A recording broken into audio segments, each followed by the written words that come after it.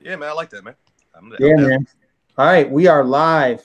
We are live. We'll just wait and see for a few people to come on here. It usually it takes like maybe maybe like 25 to 30 seconds before people show up, and then they'll start saying what's up in the chat. So we'll see that here shortly, All right, cool, I man. think. But yeah, man, it was great to finally meet you in DC. I keep on thinking like how much fun that was, how awesome that was to meet all these black conservatives and just the energy there. So like, what did you think about the YBLS and the walk away march and everything? Oh man, it was amazing, man. Because I started off at Walkaway because Brandon Strock and everything. I met Brandon Strock a couple times, so just him, allowing me to get my voice out there, man. It was amazing. And then that opportunity from just me doing that video, having a chance to go to YBLS, it was an historical moment, man. Like I've never been, like I said, the largest group of black conservatives in American history gathered together there, man. And like I said, it's never. And I'll be honest with you, man. I never been around so many like-minded black young people in my life, man.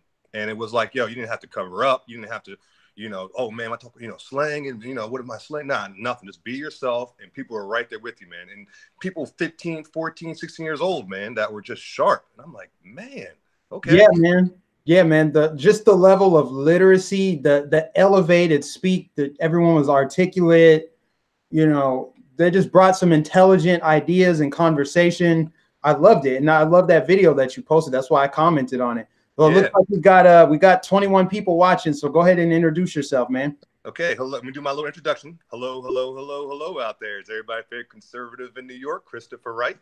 And I'm just talking to my friend, my boy Mike Nificent. You know what I mean? And we're just doing our live stream here.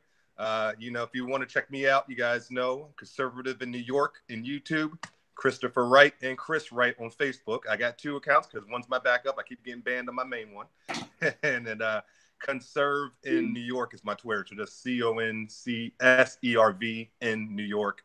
And that's my, with the at symbol, of course, beforehand. And that's like my main sources Instagram, conservative underscore NIN underscore NY. That's my Instagram. So just want to introduce myself, and I'm glad everybody's tuning in. It's definitely a privilege and an honor to be with such a bunch of great patriots. Really appreciate it. Heck yeah, man. Hang on one second here. I'm trying to get these.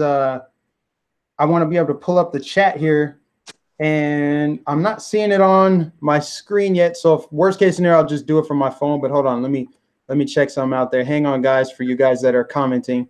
I can't see the chat yet.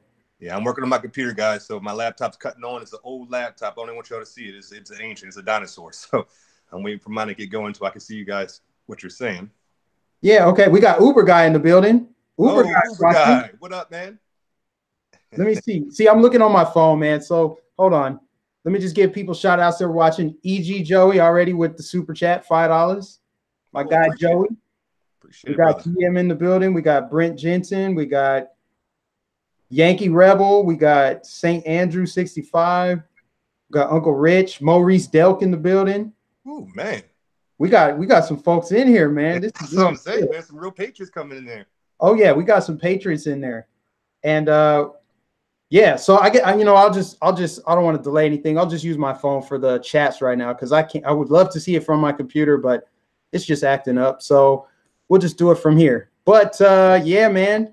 So let's get right into it. Give me your thoughts on this shutdown. Oh, man. To be honest, me personally, I'm okay with it. I mean, I'm not a government employee, of course, you know what I mean? So I'm not directly affected by anything about when it comes to it, but it needs to be done, man. We need border security, and we needed it for a long time. And every president before Trump for the last 30 years has been talking about building a fence or stronger border security, getting the military down there. And now we got a president that's actually doing something about it, and people are flipping out and acting crazy and saying he's a racist and this is, oh my gosh, he's a Hitler, or this is like the Nazi movement and all this crazy stuff, man. I'm like, no, man, this is border security, man, and this country needs us. We're technically the greatest country on earth, and the fact that we don't have a secure border is insane. Because you go to third world countries, and some of them have secure borders, and they're third world countries. How does America not have any kind of border to protect its citizens? And I also feel, and when it comes to the black community, I mean, economy wise, man, you got to look at the bigger picture, man, because you see a lot of these illegals who are coming over here, man, they're taking a lot of jobs from the black community and Hispanic community that's legal citizens here. and they're coming in, they're undercutting them by working under the table, willing to do the same job for $6-7 an hour. And it's crazy. And not to mention they're getting money from the taxpayers on top of that for assistance, government assistance. And it's like, yo, it's just crazy that we are doing all this for illegals, but yet we got veterans out here. I'm in New York. Veterans on the streets every day. You see them laying there with nowhere to go.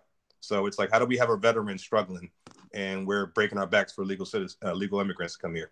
So, yeah, man, it's crazy. It's crazy. You know, I was fuming the other night after Trump gave that speech, and he highlighted all the reasons why we need the wall, which should be so common sense. Like, drugs are literally pouring over the border. People are losing their lives. You have human trafficking. It's happening. It's undeniable. But all you heard from the lamestream media, they're like a cartel for the Democrats. I swear. They're right there. They're just a straight up propaganda enforcement arm for the Democrats. They're like, we're going to fact check Trump. We need to fact check him before he starts spewing all his lies. I'm like, okay, you're going to fact check someone who was killed? Okay, you're going to look up his obituary? Like, yeah, okay, he was definitely killed. Oh, yeah, heroin definitely comes over our southern border. Like, what did Trump say that was a lie or inflated? At the very most, he might have been a little hyperbolic, but that's because he wants to drive home the point. Being hyperbolic is not the same thing as telling a flat out lie. He told the truth. And the fact that after he told the truth and laid out his case for why we need a wall, then Nancy Pelosi and Chuck Schumer go out there and they totally they say nothing. They say completely nothing. Yeah. They're just like, yeah, president, we want to reopen the government, and the president just doesn't want to do anything. It's like, why don't you at least acknowledge that people have lost their lives? And I love how they tried to spin the entire thing. They tried to spin it and say, well, what about the 800,000 Americans that are without jobs, or they're not getting paid, or not going to get their food stamps? And I'm just like, let's just be honest. What percentage of the people who aren't going to get food stamps aren't even working? I don't feel sorry for them. Sorry. If you don't work, you don't eat. So you need to know how to survive in the case of the government shutdown. This is exactly why we don't need to depend on the government, because when you depend on the government, what they give you, they can take away. And I personally just like being independent like that. So I don't have as much sympathy for those people. Now, for the Americans that are losing out on paychecks, from what I understand, they've only lost out technically on, I think, 2 paychecks. They get paid twice a month. So I don't feel that bad for them, especially in comparison to families who've lost, like that officer in California whose son is not going to have his dad anymore. Yeah, you see 2 officers now, man. And they're both minority officers, man. You can't, because they're so quick to just cast things off if it's a white male, like, oh, whatever, hey, a white man dies, who cares? But these are 2, guys who are minority officers who lost their lives, man. And you guys in the media sweeps it on the rug like nothing happened. They're kind of like, anytime that happens, you see how quick they just like, okay, let's move on. Oh, Cher said this about Donald Trump, or some kind of crazy story to get away from some real factual what's going on in this country, like, that's affecting all Americans, man. And it's just frustrating because, like you said, they're like the right arm for the lamestream media. I mean, for the Democratic Party. And it's just crazy because it's frustrating because I got so many family members, man, and friends who the media is what they use for all the information. And when I try to educate them and tell them, hey, man, look at the facts, they're like, well, Don Lemon said this and Anderson Cooper said this. And I'm like, wow, man. So you see how powerful that extension of the Democratic Party really is, man. And it's just time for Americans to wake up, man, because if we don't wake up and look at the bigger picture, if you look at what the Democrats are trying to do, they're trying to bring in illegal immigrants into the country so they can push the black community out, because they know if they lose the black vote, there is no more Democratic Party. They don't exist. There's no such thing as Democratic Party no more. So what are you doing? Instead of trying to actually help out the black community to keep our support, they're just slowly, okay, get these immigrants over here so we can just push them out of the way, and then we got our new voters and we can do what we want. And that to me is just like, man, that's the most un-American thing I can think of right now. Yeah, man, it's ridiculous. Don't even get me started on the black community and supporting open borders. And it's like they have the nerve to call a free thinker or a conservative, a libertarian, whatever you are, if you're black and you don't toe the line of the Democrat Party, they'll call you a sellout. What on earth are we selling out? We're telling you the truth that you're going to be disenfranchised and replaced by the new sacred cow of the Democrat Party, which is illegal aliens. Think about everything that's gone on since we've known about these caravans. Trump's like, it's all military age men. They lied about Democrats or the mainstream media. They're like, it's a bunch of innocent women and children just seeking a better life. Nope. Then 70% male, man. 70% right. male. And then when the caravan shows up and there's literal video evidence of it being all men throwing rocks, trying to climb the border, or climb over the fence, all this crazy stuff. They're like, no, don't believe your lying eyes. Look at these optics right here. Trump's tear gassing women. He's gassing women and children. So they get those still shots and they put it on TV and they run it on a loop so that people, that's all they see. So they control the optics. So people have their brains on autopilot and they're just like, man, look at what Trump's doing. He's gassing. I stand with them. I stand with them. We need to open our borders. America's racist and all this. And then finally, you know, when Trump's like, yeah, we got to do something. We have to do something. I'll shut down the government. Then they're like, what about these workers? You know, and then when the officer was killed, they're like, well, what about these kids that died in Border Patrol custody? So they're just playing a sick little game. And they really are, man. And see, like I told you earlier, I was telling Mike earlier, I was a military brat growing up, man. I lived in Germany for 5 years in Baumholder and Mannheim, the 2 military bases for the U.S. over there. I think Baumholder is gone. One of those 2 are gone now. But when I was over there, man, I saw the Berlin Wall fall. You know, I saw a lot of amazing things, man. I learned a lot when I was over there for 5 years. When I came to the States in 91, I always said to myself, hey, man, I wouldn't mind living in Europe when I got older, man. That'd be a place for me to live, maybe go back to, check out when I got older. And so I always kept my eye out in Europe, man. So when everything happened in Benghazi, I was watching that like an eagle eye, man. And when, when Obama and Hillary tried to come out and say, oh, it was a YouTube video that caused the whole ruckus in Benghazi, and they let the whole refugee crisis happen. And then when the refugees got to Europe, you saw Angela Merkel, Theresa May, all those European leaders, Macron or whatever, just open up the borders wide open. Come on in. And I watched them do this, and they were hugging these illegals and everything. And I'm like, wow, man, what are they doing? And now you see what's going on in France, man. They're literally in a civil war right now. Like, and I'm telling people all the time, if you want evidence of what's going to happen to America if we let this legal immigrants over, just look at Europe. You don't got to like look at some conspiracy theory website or, oh, Chris is just talking crazy. Turn on YouTube, say France, type in France and yellow vest protest, and you'll see everything you need to see, man. They are going through a struggle. And I'm like, that would be the same thing that happened to us if we do this, if we are that ignorant to when it comes on with this border control, man. Like America, we got to wake up before we end up like them, man. Yeah, it's crazy, man. So how do you feel about the what do you think is going to happen? Who's going to blink first? Because it's literally a stalemate. The Democrats, I feel like they think they have something to gain. Trump definitely has the leverage because you saw with him saying, you know, I'm down to reopen the government, but we need the funding for the wall first. And the Democrats come back and they say, yeah, we want that too, but let's reopen the government first. So Trump's literally calling their bluff, saying, well, if you want that too, let's just fund it and then reopen the government. Because we all know that if Trump says, okay, let's open the government and then negotiate, then they're just going to stonewall it more. They're just going to filibuster and block. That's all they're doing. You know what they do, man. That's all they do. That's all. That whole policy is filibustering. It seems like Democrats, all they do now. They say this: we're not Trump, and they filibuster. That's all they have. So, in my opinion, I think Trump, like you said, he has the upper hand right now. And only thing I was worried about when it came to Trump was the Rhino Republicans, man. I was like, man, what are the Rhinos going to do, man? Because I live in New York City, and this is there's not many Republicans here, but the ones are here are usually Rhinos. That's what I'm trying to change, get that young conservative movement going on here.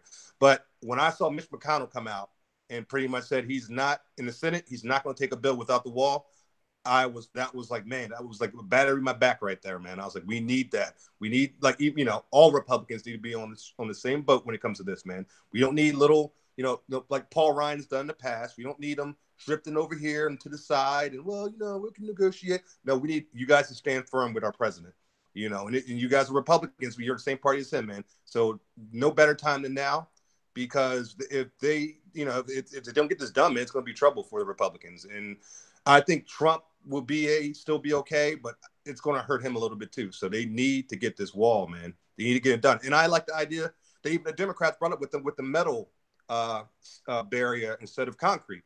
That's the first time the Democrats have come up with a halfway decent idea in the last 4-6 years, man. So I'm like, you know, so they look like they're coming together with him a little bit there. So I'm hoping that the Democrats who were coming up with that idea will be the ones who are going to vote to help out the president to get the job done. So, you know, we're going to see, man. Like you said, you saw Schumer, you know, I call him the Penguin, but Chuck Schumer and the Skeletor, I call her, Nancy Pelosi, they came out and it had, you know, all the black folks behind them that were, you know, government employees, and they're doing what they've been doing this with black community for years. They're just using our face to try to push an agenda. So I said, here they go, just parading black people around, saying, hey, well, what about look at these employees? But I'm like, you guys could use all kinds of races and culture for your employees. You use straight black people. And we know why you're doing it for, man, because you just want to push an agenda. And once that agenda is pushed, you're going to push them back to the side where you feel they belong.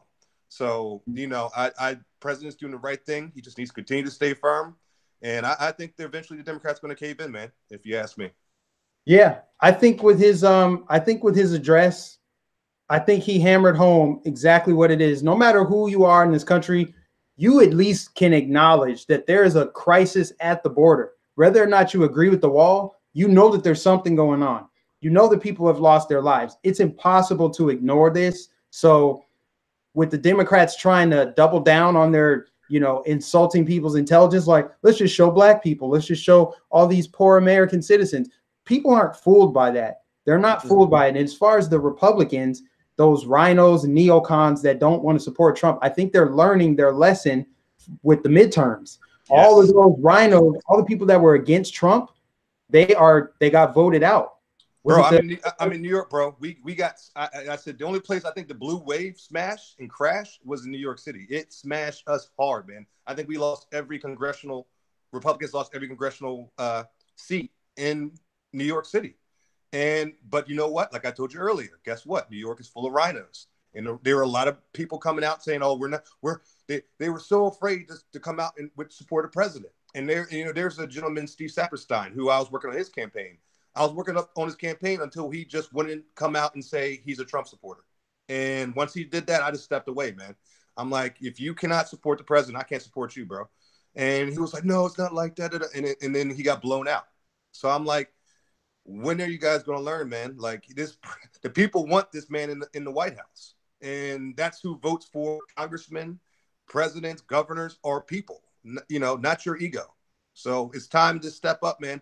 He's done a great job so far. He's represented the Republican Party amazingly. Like I said, this is one of the greatest presidents in American history, in my opinion.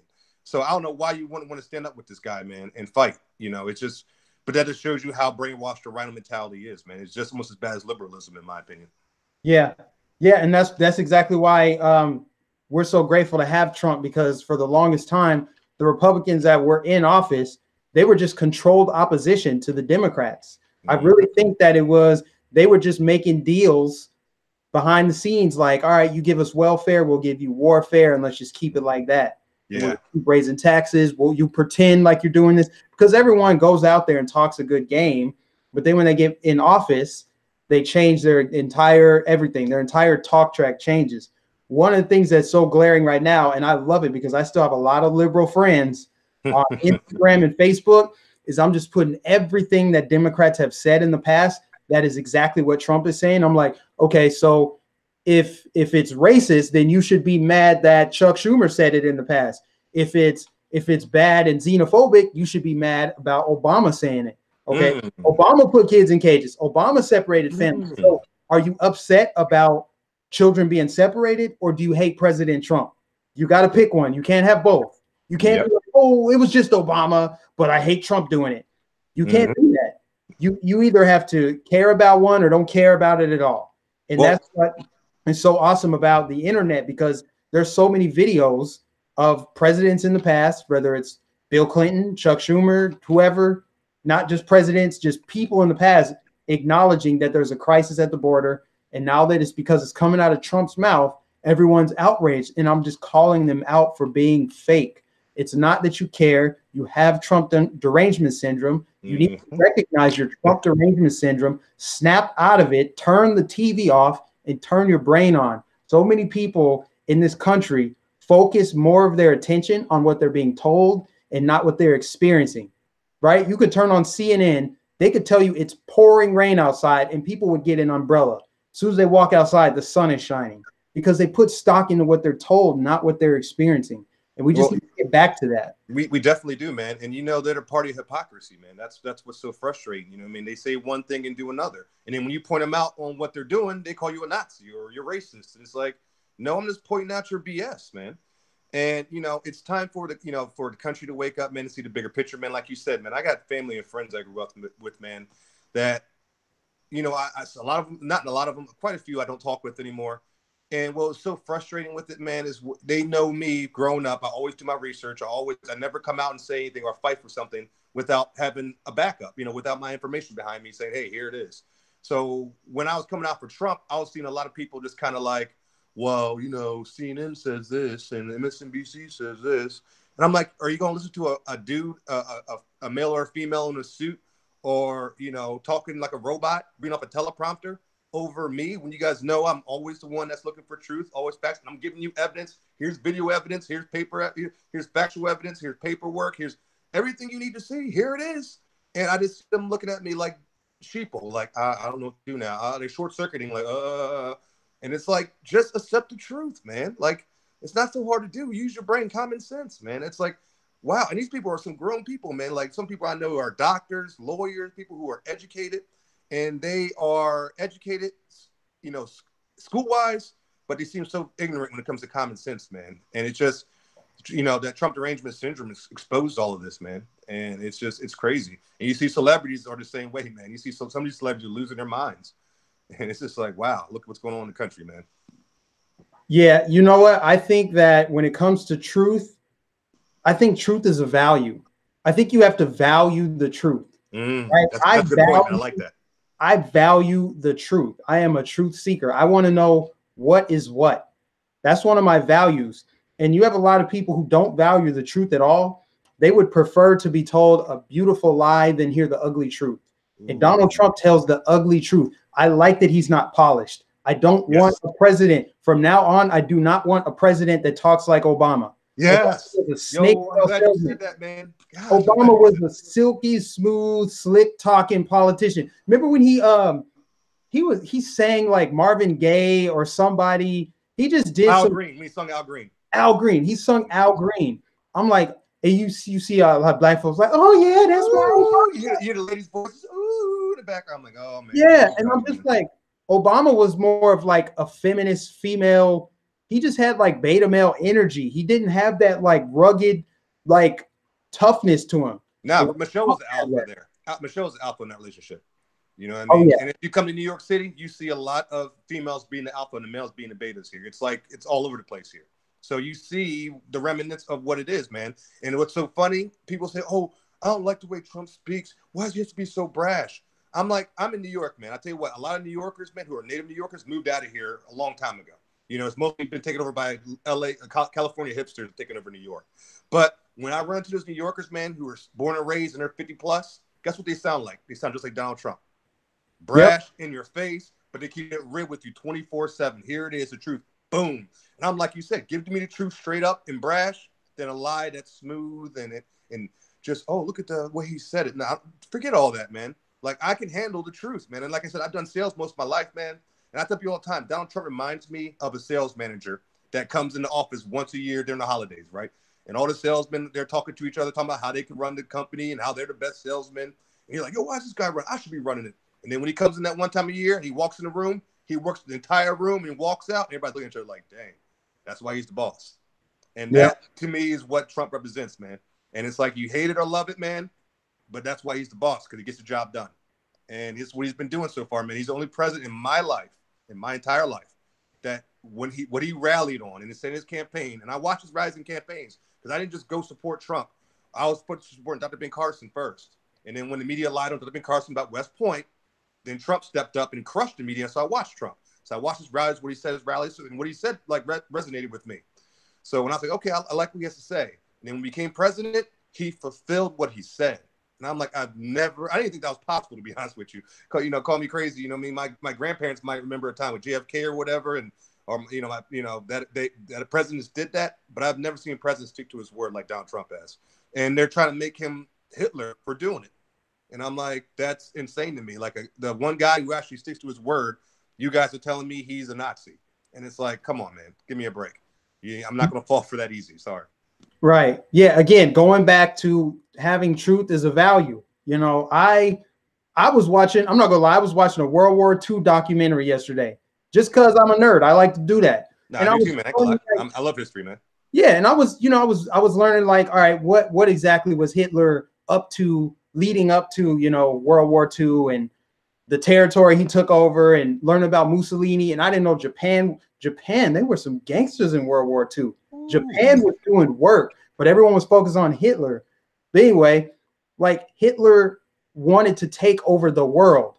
Donald Trump does not want to take over the world. Some people try to compare him to Mussolini as a fascist. Like, he is not anything like either of those two guys, nothing like them. But because they heard that from mainstream media, from college professors, from the blue checkmark mafia on Twitter, and all the celebrities, everybody came out and said uniformly, like, Donald Trump is like the second coming of Hitler. So then you just had a bunch of like mockingbirds. They just parroting these same talking points, and you hear it over and over and over. But if you ask for a hard comparison, they can't give you any. They're like, well, he gave a speech like Hitler. He kind of blows his nose like Hitler. He kind of Oh, he said grab him by the no.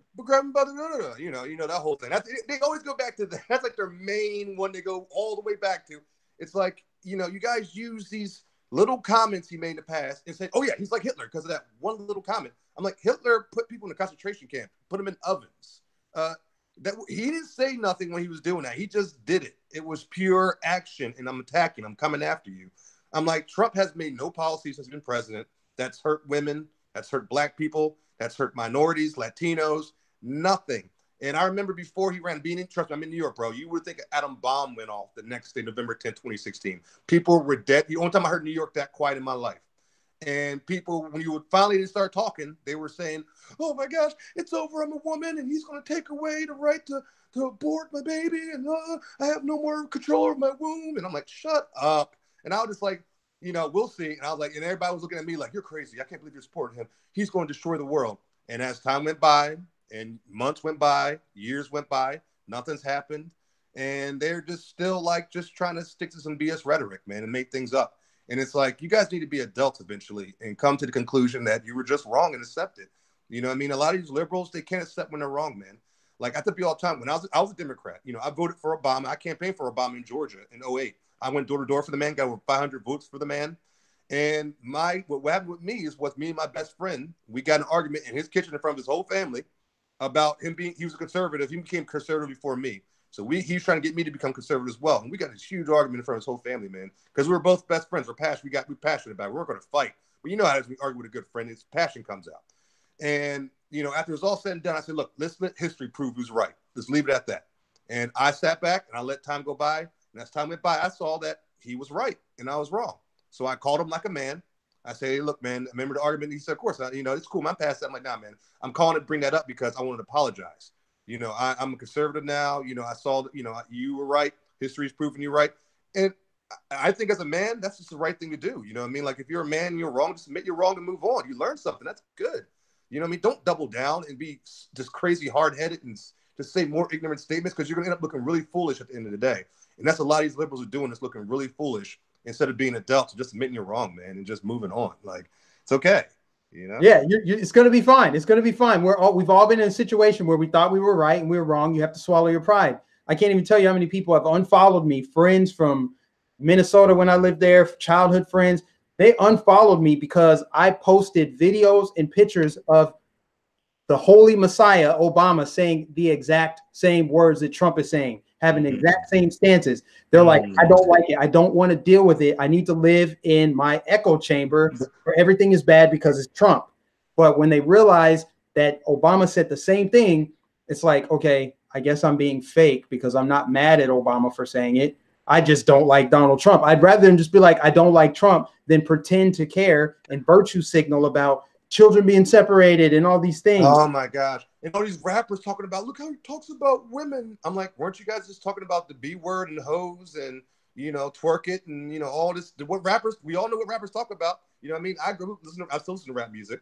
And, I just got to the point where I just learned to tune out, what they're saying and just bop my head, listen to the beat, listen to the lyrics, enjoy the music. But now when they're coming out talking about Donald Trump is, oh, he's a sexist, he's this and a third. I'm like, man, you're the last person who should be calling somebody sexist or calling, and it's like, and it's making them look really silly, man. And it's just like, man, I just wish, like you said, man, I just wish people would just admit they're wrong, man. Just admit it, man. And you know, it's not that big of a deal. You don't even have to be a conservative, man. You don't have to say I'm a conservative now. I'm changing my political. You can say, you know what, I'm still a Democrat, but hey, man, Trump ain't that bad, man. He ain't trying to take my family away from me, man. He ain't trying to, you know, just whatever, man. Next couple of years, we're gonna see what happens. I'm gonna support my party still, and and just be normal. Like if the Democratic Party just fell back, like we've done every 4 years, remember when Bush Al Gore situation happened, that was a real suspect situation. But when Bush was announced the winner, this one thing, you know, I'm not a big Al Gore fan, but one thing he did was just step back and said, okay, let the man govern. And the support and all the supporters of each candidate did the same thing. They all backed up, let the man govern. And of course, we know what he did those 8 years, but either way, do the same thing for Trump, man. If I had a dollar, if I had to tell people on the left, let the man govern. Like I said those 3 words a trillion times. 4 words, sorry. A million times I said those words to people, man. Let the man govern, man. Just let the man govern. And if he does a bad job, guess what, guys? People are going to see him do a bad job. The media is going to expose him. And then when it's time to re-election, he's not going to get the votes from his supporters or obviously the opposition. But they just can't do that. What they do is keep doubling down, looking silly. And I'm like, even if Trump did a bad job, the way you guys are acting, people will probably put him back in there because you guys looking so foolish. So it's like you guys, their tactics are just totally wrong. I just don't understand why they're doing. Right. And I honestly, I wish people would wait until he's completed his 2nd term, reserve your judgment to see how Trump actually did. And not just Trump, Republicans. You know what? I tell you, Republicans continue to be on the right side of history. You go back to the founding, go back to when the Republican Party was founded. And every piece of meaningful legislation passed as it relates to Black people has been signed, pushed, stamped, approved, backed by the Republican Party. Not one conservative in American history ever owned a slave, bro. Man, I tell you, these pro-Black liberals, all these pro-Blacks, the woke community that think they're so woke, like, oh, I'm so woke. This is what's right. This is what's going on. You're horrible if you support Donald Trump. I'm like, okay, when you look back, was it a good thing that he signed that Restoration Act to clean up the communities? Is it a good thing that he's bringing jobs back to the inner cities in those Gary, Indiana, Detroit, Michigan, Chicago, the industry where Black people were working? When he talks about make America great again, make it economically great again. Did you know Detroit used to be a boom town? Everybody wanted to live in Detroit. Detroit was like the model American city, like the middle class, white picket fence, and that was for everybody, Black and white. Trump is making that better again. He's bringing that stuff back. So when you look back, are you going to say that's the wrong side of history? Or are you going to look back and say, you know what? I'm glad that Obama and them shut down the government for DACA. I'm glad that he signed an executive order to grant citizenship to illegal aliens. Who's going to look back and say that was the right thing to do? I'm glad the Democrats did that. Not one single person is going to look back, read in a history book and say, why did the first Black president do nothing for Black America? That's kind of interesting considering everything leading up to that with Blacks in America. How come the first Black president did nothing for Black people? And he was from Chicago. Chicago ended up after 8 years of Obama. Chicago was worse off than it was when he started becoming president, man. And I'm like, and this is a good comparison, man, because if you look, for example, this is a perfect comparison between Obama to me and President Trump is prison reform. You remember when when Obama came in and tried to do the whole his tack on prison reform? He sat down with those inmates and had the little interviews with them, and it was on MSNBC and CNN, and it was like a talk show. And you see when Trump comes out, Trump just invites leaders from the Black community to the White House, sits down, talks with them. What's the best thing we should do? Okay, I agree. And then he signs the documents and gets things passed. I'm like, give me a leader who gets the job done, who gets things passed, before you just get somebody who's just a bunch of talk, man. And Obama was just a bunch of talk. And Blacks are still listening to his talk and just nodding their head like, okay, Obama's talking. Yeah. But I'm like, you guys can nod your head with the talk. If I don't see my dad always told me, actions speak louder than words. So if you're not having the action behind the words, they're useless. And Trump, his words are short and brash. There's action right behind it, man. And that's all I need to see is that action, man. Because he did what he did with prison reform. He funded Black colleges, man. All these things he's doing for the Black community. Every time he does something, I'm like, why didn't Obama do that? I'm like, that wasn't hard to do. That was quick. He did that very easily. Why didn't our first Black president do those things? Like, why couldn't he do those things? Like, if he would have done them, I don't see opposition from the right or left against Obama getting these things done. but yet he didn't even make an attempt. And people are quick to say, "Oh no, they tried to stop Obama." No, we got him the House and the Senate at one point after 2 years of him being president, and he didn't do nothing but that crappy Obamacare. And so it's like, I'm not going to use that excuse. Oh, people were against Obama. Obama was oppressed. No, Obama had plenty of opportunity to help out the black community. He just chose not to. He'd rather invite Beyonce and Jay-Z to the White House. That's the only thing he wanted to do for the black community. Right. And Obama was a globalist. Obama didn't care about America. So that includes all black people in America. It wasn't even just about black people. Obama didn't care about the country. Obama was globalist. Not at all. Remember, it took him to the end of his presidency to finally say the words radical Islam. Like, it's like, the people were getting bombed all over the place, the Boston bombing, the nightclub shooting in Orlando, all this crazy stuff was happening, and Obama would not say the words radical Islam. And it's like, you're not even disrespecting Islam when you say that. You're just talking about radicals, man. There's radicals everywhere, and there's radical, Christians, there's radical, radicals everywhere, man. And it's like, you just point at the radicals on that. And that kind of was one of the things that made me kind of say, you know what, is Obama a Muslim man? Like, is he somehow connected with the man? Because that was the one thing he just cannot touch, man. And he was just so hard, he just wouldn't go there. And it was just so obvious in our face where it's like, man, come on, man, why can't you say that? And it's just, that shows you to me that he was part of the agenda, in my opinion, the global agenda. He absolutely was. And, I know we might have some of those woke pro-blacks in there probably mad, like, see, all these black conservatives do is go and attack Obama. So who cares? So what? It's because they're so infatuated with identity politics. They are obsessed with their skin color. They're like, the most important thing about me is my black skin. So therefore, that's how I see the world. It's all about optics with the left, all about identity politics. And Obama just played right into that. He was all about that identity politics. Obama was the master of identity politics, man. You remember when Trayvon Martin, the whole situation with Trayvon Martin happened? And he came out, the first thing he said was, Trayvon Martin could have been my son. He had a little teardrop come down from his eye. He wiped off. And that was game over from that point on, man. And I said, bro, you're the president of the United States. We all know the president of the United States. When something like that happens, you're supposed to come out and lead the whole entire country, not just the black community, not just white people, not just a certain race or religion. You're supposed to uplift the whole country, man. And when you came out and made that statement, I'm like, you know what you're doing, Obama. You know that's going to cause immediate division. You know that's going to cause conflict, and you don't care because you don't care about the country. You just want to cause conflict because, as a globalist term, there's at a conflict, they want to cause conflict so they can come in and try to bring peace. And that's what they were trying to do with that situation, man. And it's like, you guys, man, and he was the most divisive president, and to me, in recent years. I mean, the fact that Black Lives Matter started under him, Antifa started under him, all these radical groups came, MoveOn.org, the whole thing with Acorn, all that was under Obama, man. And people want to say, oh, Trump, look what Trump's doing to the country. We're so divided now. I'm like, no, we were divided about 4, 5, 6 years ago before Trump's name was even brought up. We were already pretty divided, man. So we were already heading towards identity politics way, way before Trump's name was even mentioned as a candidate running in 2016. So I don't want to hear Donald Trump is the reason for his country's divisiveness. It was the first black president who caused the divisiveness, in my opinion. Yeah, and you know what? I'm glad that you brought that up with the Trayvon Martin thing, because I want to pivot into something else. And you mentioned something about Obama with the Michael Brown stuff. Well, he sent White House staff to the funeral of Michael Brown. Michael Brown was a criminal. Michael Brown broke the law.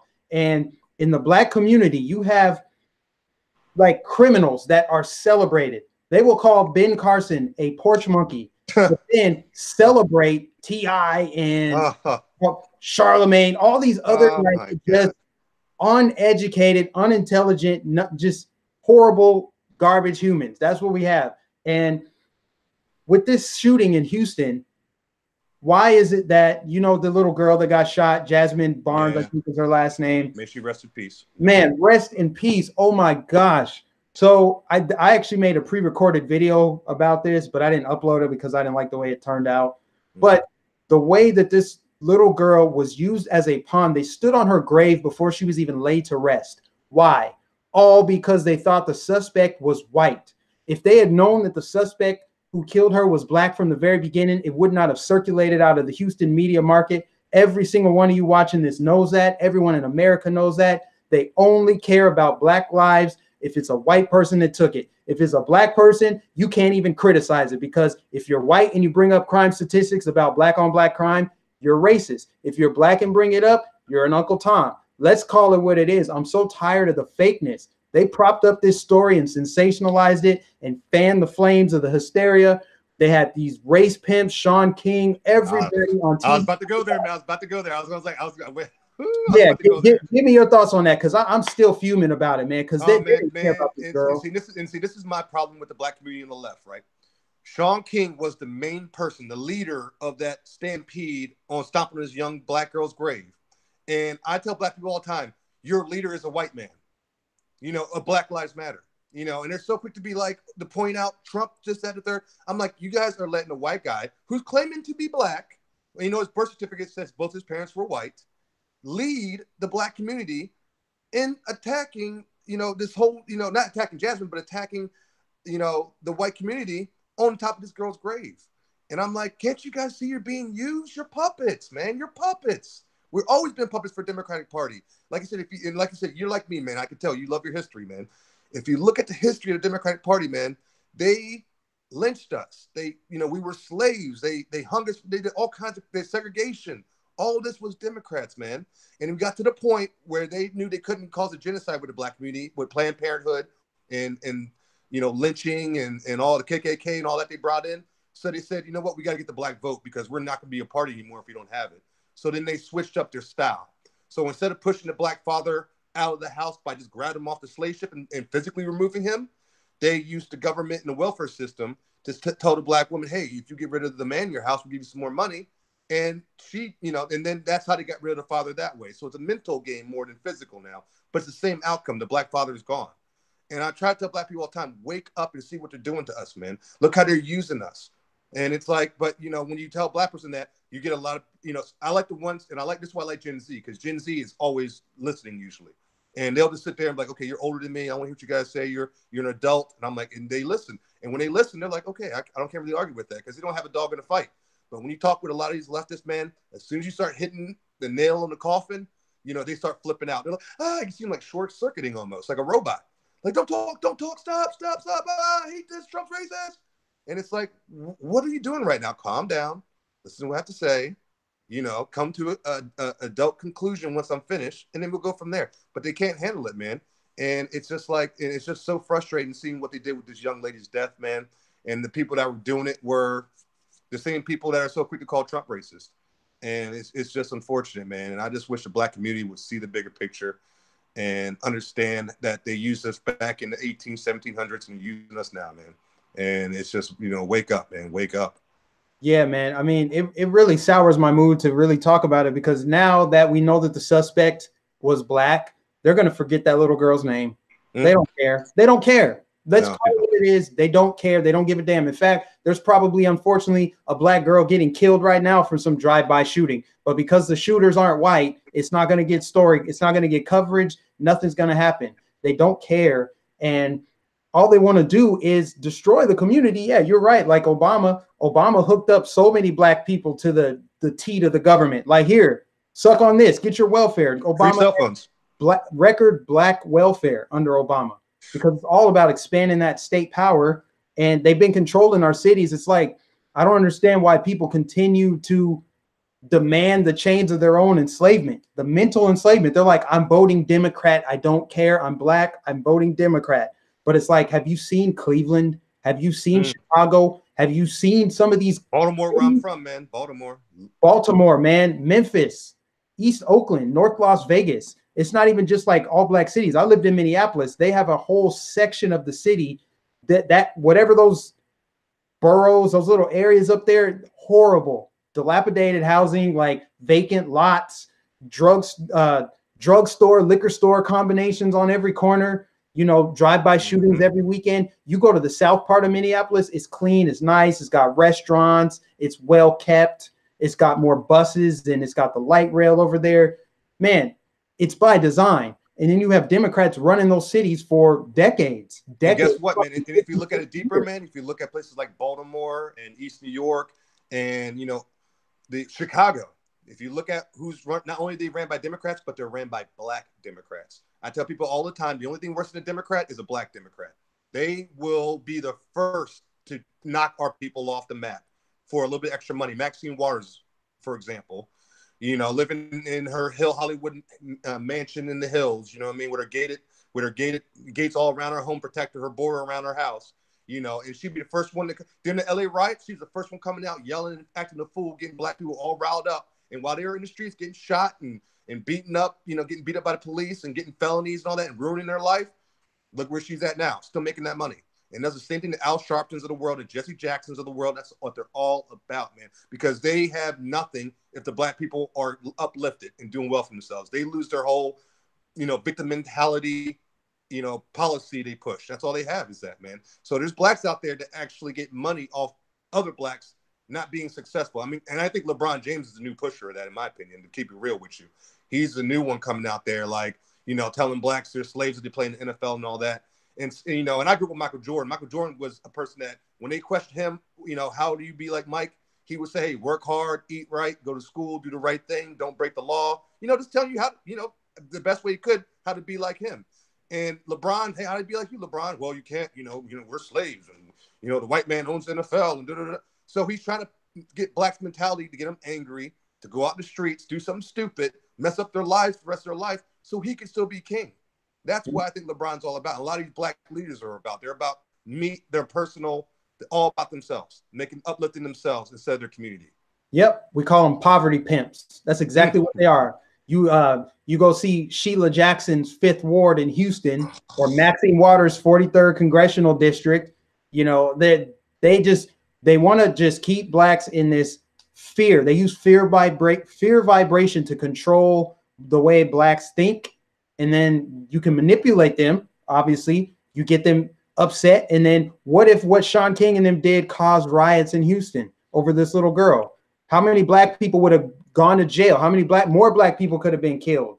You know, they keep doing that. And all we can really do is continue to show them, put the truth right there in their face. You know, in the information age, being ignorant is a choice. You're choosing to be ignorant today. If you don't want to look up the facts, if you don't want to get on Google like I did and found out the parties never switched, and I watched every single video Dinesh D'Souza put out. Oh, Dinesh, I want to know all of it. He's much shout out to Dinesh D'Souza, man, a legend. If I ever get to meet Dinesh D'Souza, I'm taking like 10 pictures. Like, you're the best. Thank you so much for putting the information out there. He put the information out there. I discovered it. I made a video. I will make 10 more videos if that's what it takes. And I tell people always, you don't even have to look up the facts. You don't even need, just go to any city. Tell me one mostly black city that you would feel comfortable moving your family to if you were a millionaire. But you know what a lot of these pro-blacks do? I went on, I don't know if you know who O'Shea Duke Jackson is. I went on his channel and did a live stream. I did a live stream on his channel, and his little woke black community over there that follows him, they were all roasting me because my grandparents decided to move to the suburbs of Denver, and I was raised in that area. I'm like, okay, so you're telling me losing your black card, man. You're losing your black card with that statement. Right. It's like, you don't live in the ghetto. You didn't grow up hard. You didn't grow up in the struggle. I'm like, okay, so if you hate my grandparents for what they did, for owning land and moving out to the burbs and doing all this stuff and creating generational wealth, then you literally hate Will Smith. You hate every black millionaire, because what black millionaire is going to take their money and their family and be like, you know what, let's move to 78th Street in Chicago. Let's go to Detroit. We got to keep it real, son. Yeah, these people are hypocrites. They're straight up hypocrites with the double standards. And I'm gonna give I gotta give some shout outs to some super chats real quick. Hold on. I'm on a roll here.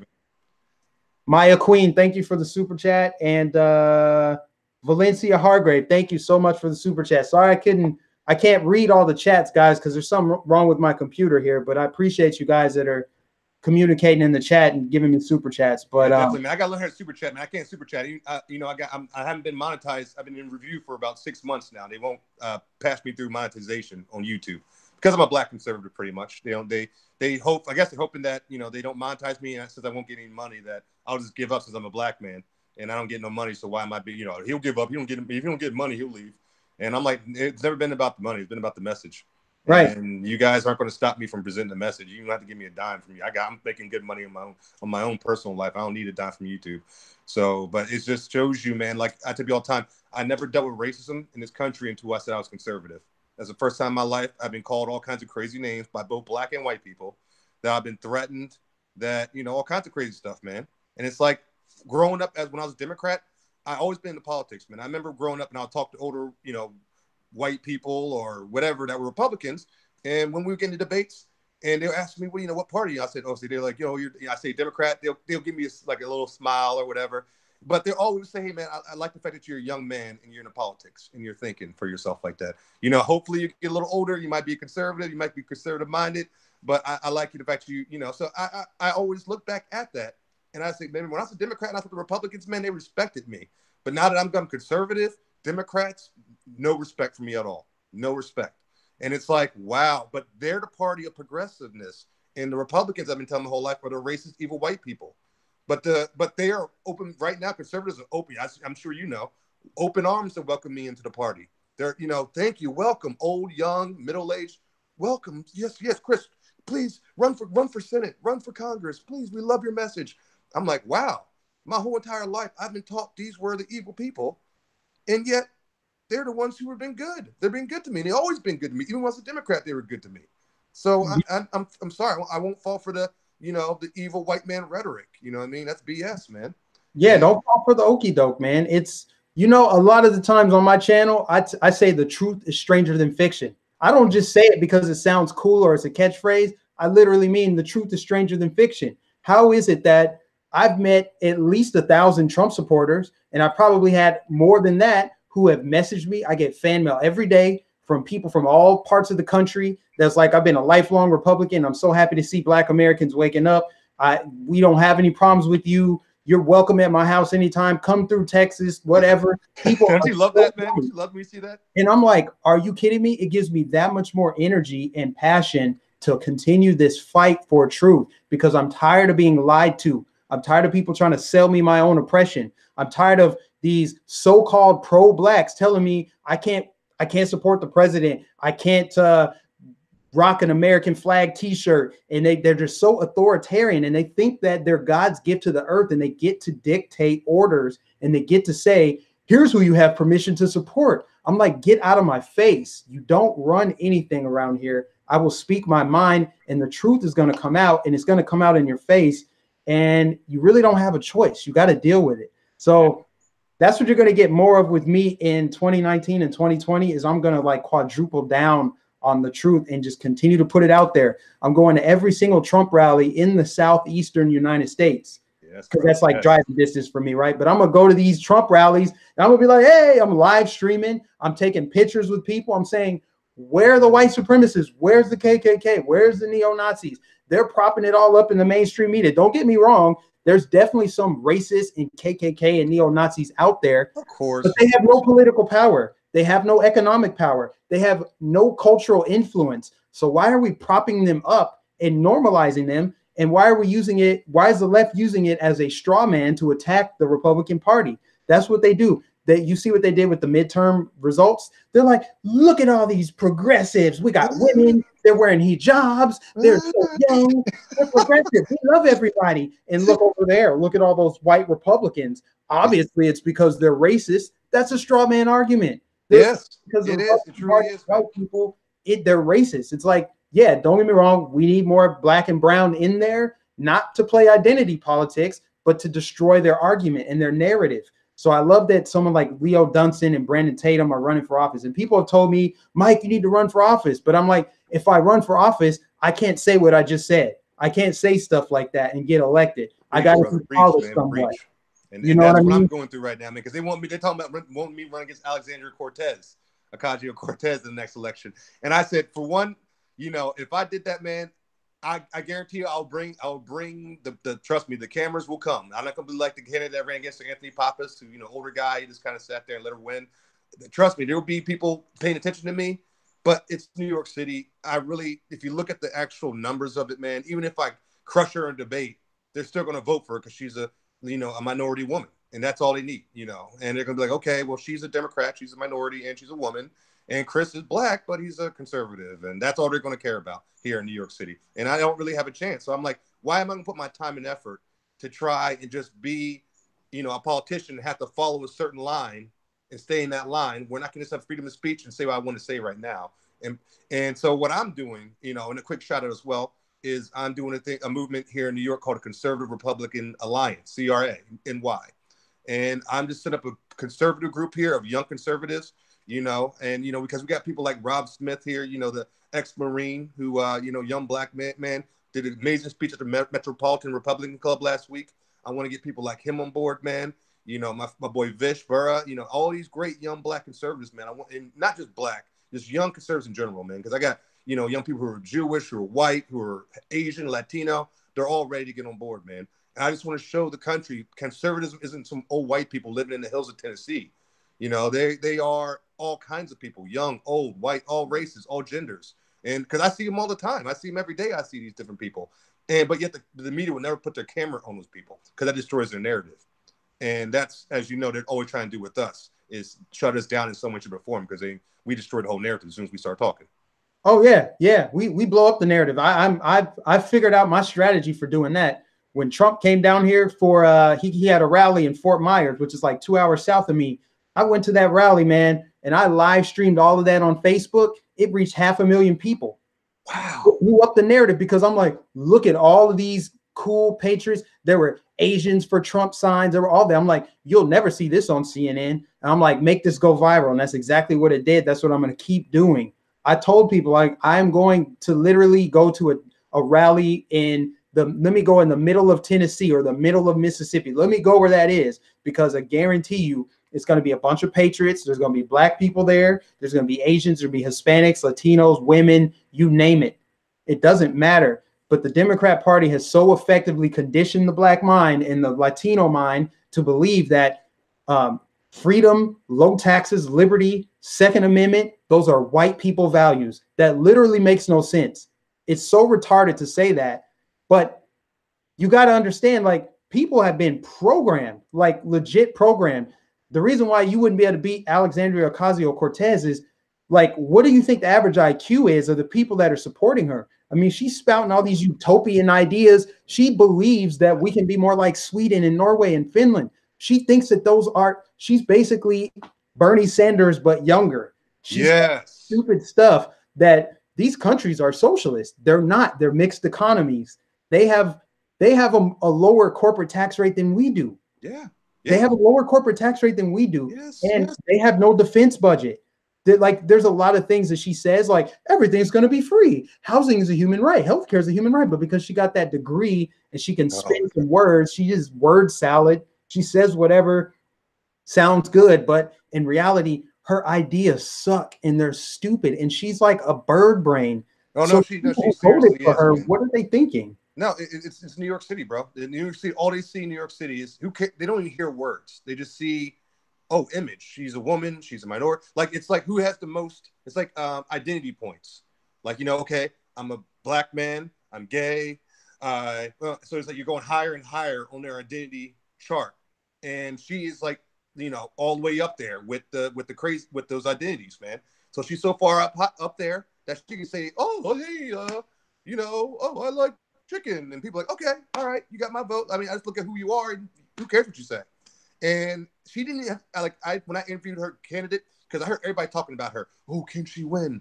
Is it possible that she can, this youngest candidate ever to win? Can it be possible? I said, you know what? Who was a candidate? Who's running against her? So I found the guy running against her. His name was Anthony Pappas. He's on my YouTube channel. You can see my interview I had with him. And he's this old rhino Republican guy. He's a nice guy, but he was such an old rhino. And he was just so dry. And people were like, watching me do an interview with him. They're like, Chris, can you run instead of him? And I'm like, come on, I'm just interviewing, And, but what I did when I did that interview, I was even calling her out a little bit, like, hey, are you afraid? You afraid to debate this man? What are you scared? And I was like talking a little trash on the interview. And right after we did that, the newspapers and everything around, local newspapers here were saying, we're set up an interview. We set up a debate between Anthony Pappas. And so we got like the people talking about a debate. But then as people start turning their head a little bit, they just swept it under the rug and they never debated. And so she got to become this congressional, be in Congress without ever getting into a debate with anybody. So it's like, how can you tell me that person fought for that position or did, said the right words to get in that position? No, she just literally showed up and was young and attractive enough to some people, not me personally, but anyways, and that was enough to get her in, man. And I'm like, that's to me the representation of the Democrat Party, and that's why they're going to get taken over by socialists if they don't. And I used to say, be careful. To me, it might even be too late. You know what I mean? They're just going to get taken over by a socialist party, and that to me, what is even as a conservative, kind of scares me because I'd rather, to be honest with you, have Democrat Party as opposition than socialist. You know what I mean? It's like I'd rather have Republican Democrat than Republican socialist, and they're just letting the radical side take over their party. So I'm like, you guys are going to be the straight socialists soon. It's already happened. It's already happened. The thing Bernie is, Sanders, Alexander Cortez, man. Yeah, Bernie and Alexandria Cortez, and then you have the Nancy Pelosi, Chuck Schumers just sitting there in the middle. Yeah, they're actually Andrew Gullums and Beto Orco and all of them, man. Yep. They're all waiting. Yep, these radical progressives, you see it play out. It's the millennials. The millennials, we are the highest. I don't know if you're a millennial or not. I'm a millennial. I'm 35, man. I'm 35 is the oldest millennial right now. Is 35 you can be. Okay. So pretty much millennials represent the largest voting bloc now in the U.S. And we're also the most college educated of any generation. Coincidentally enough, we're also the most deeply indoctrinated. You know, a lot of millennials have embraced identity politics like you wouldn't believe, like never before. Like they buy into this whole oppression doctrine. They believe that your identity and your victimhood is virtue and you should wear it like a badge of honor. You know, it's all about the oppression Olympics, like the victimhood hierarchy. So it's like if you're an undocumented Islamic, black, transgendered, female, feminist, vegan, then you're the most oppressed. Congratulations, you win. Yep. You win. You get to say whatever you want on Twitter. You can call white people racist names. You could probably assault somebody white, and you will be coddled and cradled and protected by liberals, white liberals. The media won't talk about it. They'll shield you. They'll shield you. And then anyone that tries to criticize you, then they'll say you can retreat into your identity and say, like Ocasio-Cortez said, oh, Ben Shapiro, you're just catcalling me. You don't want to debate me. You're catcalling me because I'm a woman. They do that. They go and retreat into their identity so they don't have to defend their bogus, stupid policies. And you know, if you look at history, and guess who did that in the past? The Nazis did that in the past, man. That's where the Nazi youth came from, and all these radical groups back then. And they are so quick to call somebody else a Nazi. But if you really, that's why I hate even saying it about them, because they use the word so much that they kind of just deflated it. It's like almost a useless word term now. But I'm like, but you guys, if you really want to be technical with it, you're the ones who are doing the actions those people committed back in the day to become who they were. And it's kind of scary in a way, man. It's like, I hate when I talk to somebody who's 22, 23 years old, and they're talking to me like they've been oppressed the whole entire life. And I'm like, I'm older than you, and I live in the same country, and I've never been oppressed. You know, if I didn't do something, it's because I didn't put the effort forward to get it done, not because a white man held me back. You know, my grandfather was from the deep south of Macon, Georgia. You know what I mean? Recently passed a couple of years ago. Great man. He would tell me stories about, you know, real racist things that happened down there. KKK burning crosses in the front yard, stuff that you see in the movies he would tell me about. But guess what he never did? He never played victim. He never said the white man owes him this, the white man owes him that. He would tell you something about something a white person did to him back in the day, or radical group. But then he'll follow it immediately by saying, but look, my first mechanical job as a black mechanic, white man helped me get that position, you know, and, you know, he helped my wife, my grandmother, get into college. White people helped her when it comes to getting in college and getting a degree. So he did that to show you, I'm telling you, there were things that were bad, but not all white people are bad. And we shouldn't play victim. We have to get out there and fight. So I'm like, if he can tell me this, I don't hear no 23-year-old from New York telling me they've been oppressed. I'm oppressed. I'm sorry. I don't believe you. You need more people. Right. Exactly. I mean, you hear Jesse Lee Peterson talk about it a lot, as well as Thomas Sowell. I mean, these are black men that lived through Jim Crow. You know, that's when they were experiencing actual oppression by the Democrats, of course, but they were experiencing actual oppression, actual racism. Nowadays, it's like Kim Kardashian has braids. That's cultural appropriation. I don't want to see. Or the guy in Detroit, the firefighter who brought a watermelon to the Detroit Fire Department his first day at work, and they fired him for bringing a watermelon. Yes. Or what we were just talking about, I don't know if you guys heard about this, the weatherman that went on TV, and he said he was given the weather forecast for the next week, and he's like, here's going to be the forecast leading up to Martin Luther King Day. He got fired. He lost his job because he slipped and almost said coon, because he almost said Martin Luther Coon. He went back. He apologized. First of all, he should not have gotten fired. Second of all, if he was truly racist, why would he go back and apologize? If you're a racist, be a proud racist. Be like, yeah, I said coon and I'll say it again. He's not racist. But the left smeared him, ruined his career. He got fired for it. There are bloopers you can find. We just talked about it. You can find hours and hours of videos of news bloopers where they say a bunch of words that they're not supposed to because it's impromptu. They're speaking. They're talking. Everybody has done it. Everybody under the sun has misspoke, said a word like, oops, I said that backwards. It was an honest mistake, but they saw it as like, oh, he's just it's a dog whistle. It's racism. Everything's racism now. Yeah. It makes me so mad. If you put your hand up in a certain way, it's racism. If you dress in a certain article of clothes, it's racism. If you stand a certain way, it's racism. And it's like, and they don't understand by doing that, they're taking away the power from that word, man. Because I remember, I'm sure you remember, growing up, man. I remember watching with my mom talk shows like, Oprah back in the day before she became a radical. But when they would have episodes where they had the KKK come out and they would show their little rallies. There'd be like 8 people there. And they're out here, N-word this and N-word that, and then they'll come on the show and people be booing them and they'll be going back and forth.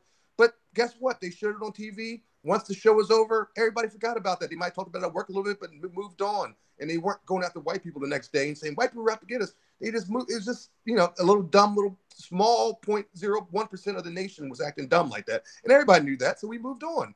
And now what they're doing is when they do that little 0.1% march and they putting CNN cameras there and Fox News cameras and not Fox News, I'm sorry, CNN, NBC, and all these cameras there. And look what Trump's doing. Look what Trump did this. Trump did all this. And you're giving power to them by doing that, man.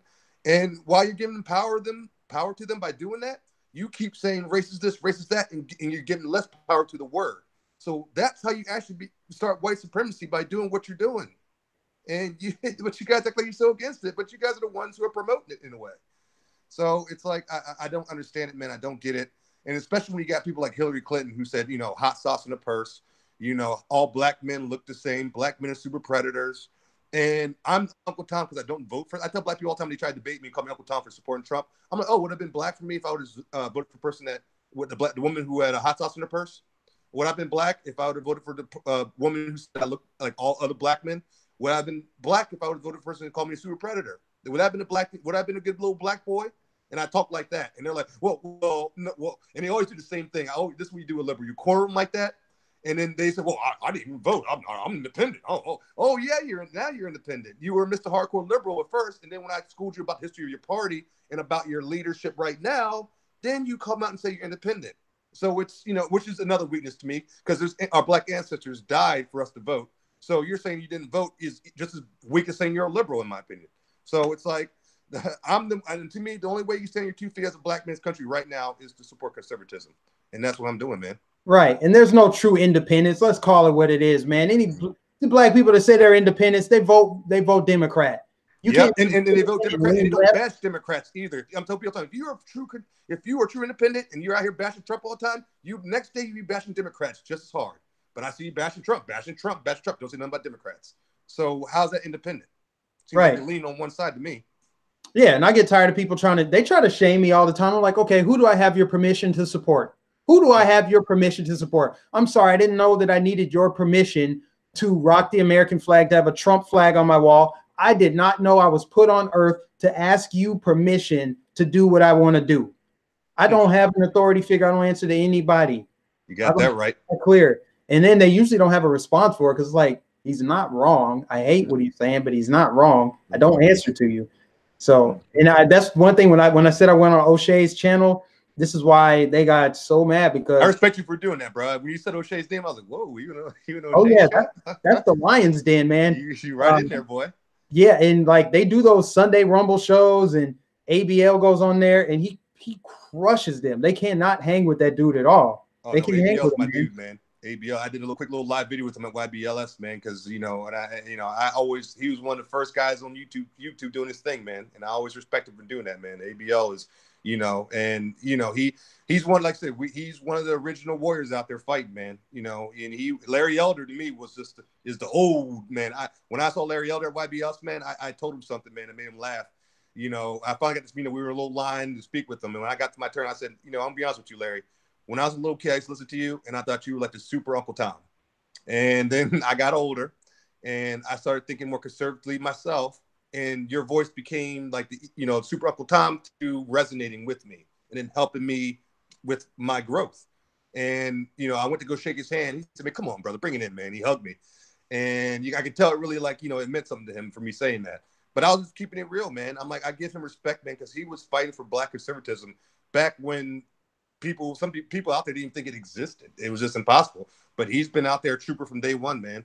And, Thomas Sowell, of course, the legend himself. These guys have been doing it, man. So much respect to those guys, man. Walter Williams, too. Oh, Walter Williams, man. That's another legend, man. I'm sorry, I'm moving around a little bit. I got to get my charger. It's got 20% of my phone. I don't want to die mid-live stream. Oh, no, you're good. You're good. I just want to bring up one more topic, and then we can wrap up. I want to get your thoughts on the whole Kevin Hart debacle, fallout with the Oscars, and then with him going on Ellen. And Ellen, giving him a pass, pretty much apologize, like saying she accepts his apology, and then the left jumped on Ellen. Oh my gosh, Ellen. Okay, hold on one second. Let me get started on Ellen. My legs. How are you going to jump on Ellen? My God. Well, that's the thing with Kevin Hart to me, man. He's a puppet, man. Let's be real here. Kevin Hart's a puppet, man. You know what I mean? And when the whole thing happened with him, with the whole look at this Facebook message from 5 years ago, and and he got attacked for that. I kind of stepped back and like, well, you play with fire, you get burned, my friend. That's what happens when you mess with a bunch of liberals, man. Now they're looking how they're getting you. And that's back to what we were saying before. That's the same Democratic Party. They used to hang us from trees. They're mentally hanging us from trees now. And they're doing that with Kevin Hart. You know what I mean? They're like, black man, we can take that away from you any second we want to. And they used 5 messages from 5 years ago on Facebook to do that. And like he said, he was saying the term gay, like, how before everything was so politically correct, all men we know have guy friends. Man, stop being gay, man. You're being, we always did that stuff like that, man. So that's all he was talking. He wasn't like, yo, we should find gay people and we hunt them down and find them. He wasn't talking like that. But they used this little, him using that word the way we used to use it. And they use that to hang him, man, and get rid of him, man. And, of course, Ellen comes out and defends him, and he goes on Ellen because, and that's, again, the white horse swooping in once again to say the black man on the left, man. And that's what the white guilt always does with the blacks on the left. If you fall in line, they let you roll with them. But as soon as you go a little bit radical away from their beliefs, then they attack you. And if they want to bring you back in, they'll bring in the white knight and the white horse to come swoop you back in. And they get on the back of the white horse. Come on, we'll take you back in. But next time you better act right. Don't do that again. And that's what Ellen did with Kevin Hart, man. And it's like, and I tell blacks all the time, you want to be true independent, man. How can you be a Democrat, man? Because they keep you fitting that narrative, man. You have to follow that narrative if you're a black person and you're a Democrat. Because as soon as you step away from that narrative slightly, that's when they hang you. And Kevin Hart is dealing with it right now, man. And it's like, bro, they're gonna put you through the ringer over and over again now, man, because they know they got you. You're so right, man. Shout out to Dina Marie.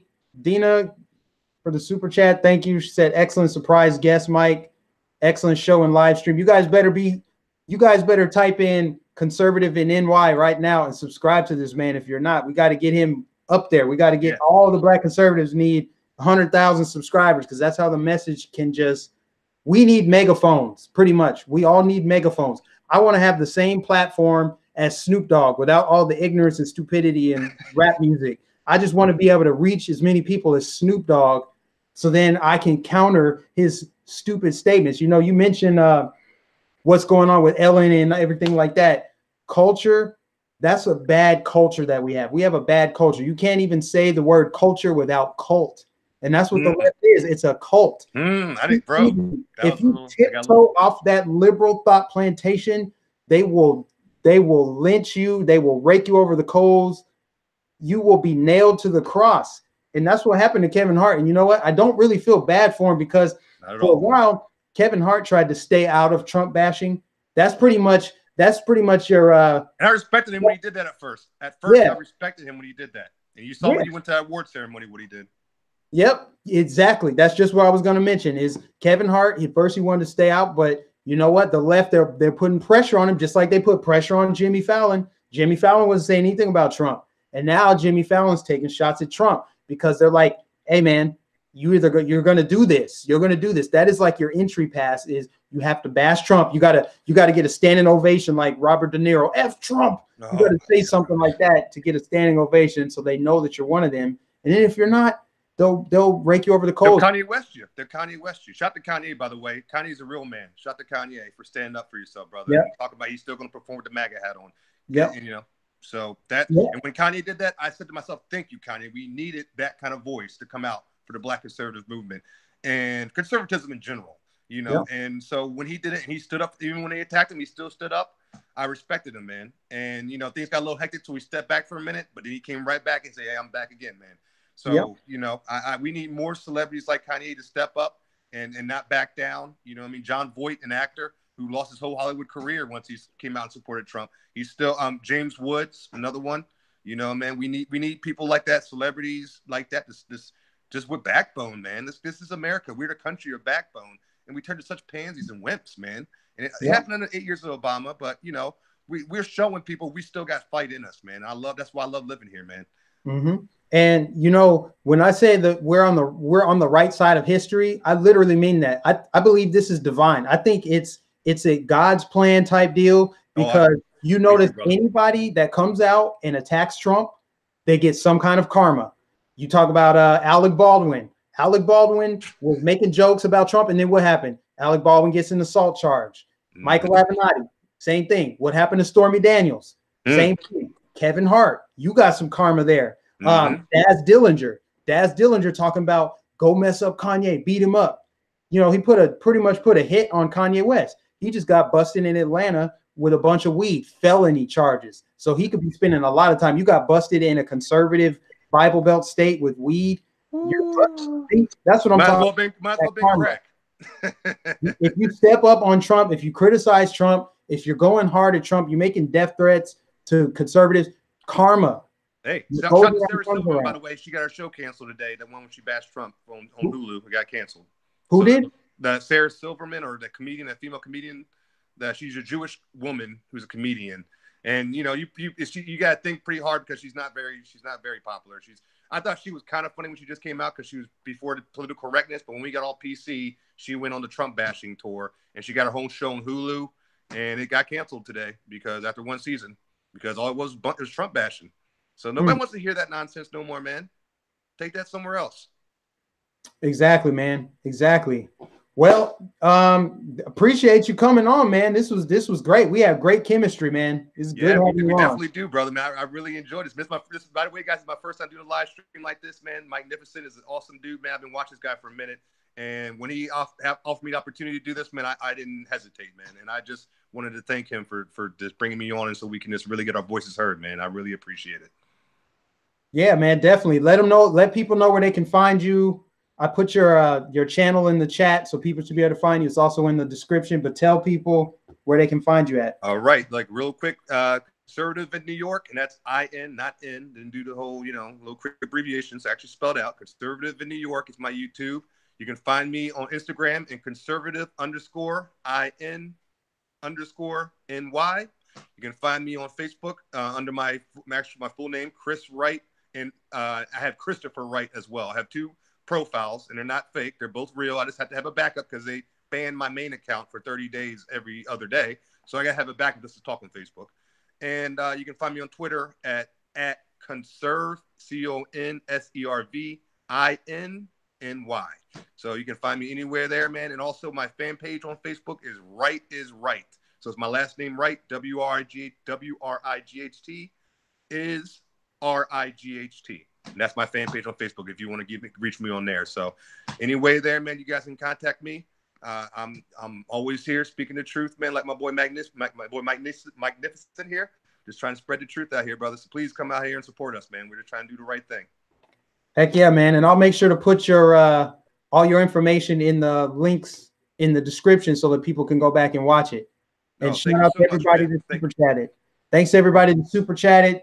Thanks for coming on live streaming. Stay on after we go offline here. Okay, definitely. We'll stop the broadcast. All right, guys. Catch you in the next one. All right, take it easy, guys.